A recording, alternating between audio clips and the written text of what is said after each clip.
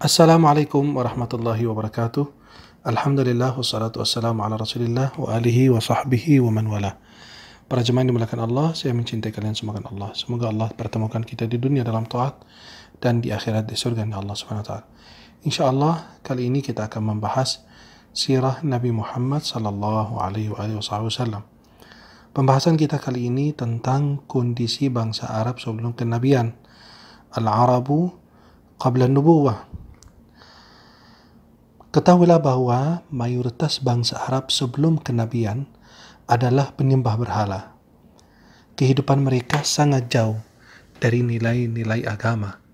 Oleh karena itu, masa kehidupan mereka disebut sebagai masa jahiliyah atau masa kebodohan dan kegelapan.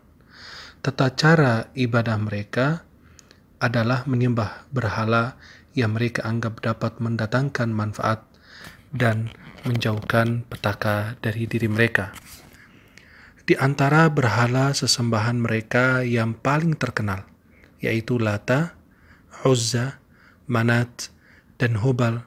Selain itu, ada juga bangsa Arab yang memeluk agama Yahudi, Nasrani, dan Majusi. Dan hanya beberapa orang saja yang masih berpegang teguh pada agama Nabi Ibrahim alaihissalam. Kehidupan perekonomian di gurun pasir ketika itu secara keseluruhan bergantung pada peternakan. Sedangkan perekonomian di perkotaan adalah pertanian dan perniagaan. Sebelum kedatangan Islam, maka merupakan pusat perniagaan terbesar di Jazirah Arab.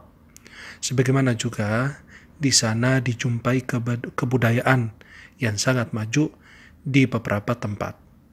Namun sangat disayangkan, dalam kehidupan sosial mereka, karena kezaliman telah menyebar kemana-mana, tidak ada hak bagi kaum lemah dan rakyat jelata. Bayi perempuan pun dikubur hidup-hidup. Kehormatan kaum wanita dinistakan. Perzinahan merajalela, yang kuat memangsa yang lemah. Peperangan antara suku bisa terjadi hanya karena masalah kecil, dan berbagai bentuk dan jenis kezaliman lainnya yang kesemuanya ini menggambarkan secara ringkas tentang kondisi Jazirah Arab sebelum datangnya agama Islam. Saat itu suku Quraisy sangat membanggakan Abdul Muttalib, kakek Rasulullah SAW, karena keturunan dan kekayaannya. Suatu ketika Abdul Muttalib bernazar jika dia dikaruniai 10 orang anak laki-laki, maka dia akan menyembelih seorang dari mereka untuk mendekatkan diri kepada Tuhan. Keinginannya itu pun tercapai dan terpenuhi. Dia dikaruniai 10 anak laki-laki, yang salah satunya bernama Abdullah, ayah daripada Rasulullah Muhammad SAW. Ketika Abdul Muttalib hendak melaksanakan nazarnya, orang-orang mencegahnya agar tidak menjadi tradisi bagi mereka. Setelah itu mereka sepakat untuk mengundi nasib Abdullah dengan 10 onta sebagai tebusannya. Namun undian tersebut jatuh ke Abdullah. Mereka pun mengulanginya 10 kali hingga pilihan jatuh ke onta. Akhirnya mereka menyembelih 100 ekor onta sebagai tebusan untuk Abdullah, ayahanda daripada Rasulullah SAW.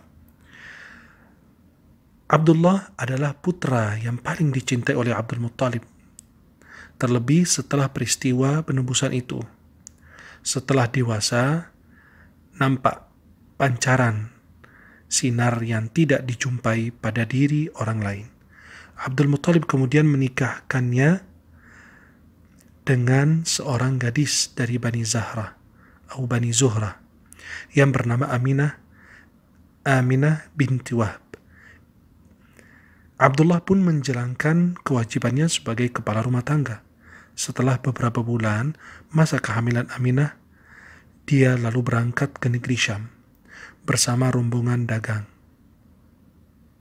Dalam perjalanan pulang ke Makkah, Abdullah menderita sakit keras hingga membuatnya harus menetap sementara waktu di Madinah dengan paman-pamannya dari Bani Najjar. Sampai akhirnya Abdullah meninggal dunia dan dimakamkan di sekitar kota Madinah Al-Munawwarah. Insya Allah di pertemuan yang akan datang kita akan membahas dari masa kelahiran hingga usia 40 tahun sebelum kenabian Rasulullah Muhammad Sallallahu Alaihi Wasallam. Semoga yang saya sampaikan ini bermanfaat dan membawa keberkahan agar senantiasa mempelajari, mengkaji sirah baginda tercinta Rasulullah Muhammad SAW agar menambahkan kecintaan kita kepada beliau dan berbanyak salawat kepada baginda Rasulullah Muhammad SAW. Para jemaah yang dimuliakan Allah, saya mencintai kalian semua karena Allah. Semoga dipertemukan di dunia dalam taat dan di akhirat di surganya Allah Subhanahu wa taala. Assalamualaikum warahmatullahi wabarakatuh.